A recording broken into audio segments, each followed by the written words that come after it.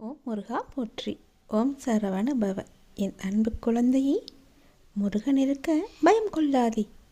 நீ இந்த பண மரத்தை தொட்டு உள்ளே வந்திருக்கிறாய் என்றால் உன்னுடைய பண கஷ்டம் தீரப்போகிறது என்ற அர்த்தம். உன்னுடைய கடன் பிரச்சனை முடியப் போகிறது. உன்னுடைய பிரச்சனை எல்லாவற்றையுமே தீர்க்க இந்த பண மரம் உனக்கு உதவியாக இருக்கும். உனக்கான நல்வாக்குகளை சொல்லத்தானே உன் முருகன் காத்து கொண்டிருக்கின்றேன். சீக்கிரம் இந்த பண மரத்தை தொட்டு விட்டாய், உனக்கான நல்ல காலம் உடனே பிறக்கும். நீ எதிர்பார்த்த விஷயம்தான் இப்போது வந்திருக்கிறது. நீ எதை எதிர்பார்த்து காத்திருந்தாயோ, எந்த செய்தி வந்தால் என்னுடைய மனம் நன்றாக இருக்கும், எனக்கு ஒரு புத்துணர்ச்சி கிடைக்கும், என் வாழ்வில் ஒரு நம்பிக்கை பிறக்கும் என்று எதிர்பார்த்து காத்திருந்தாயோ, அந்த விஷயமே இப்போது வந்திருக்கிறது. உனக்கு நல்ல செய்தி சொல்ல நான் வந்திருக்கிறேன்.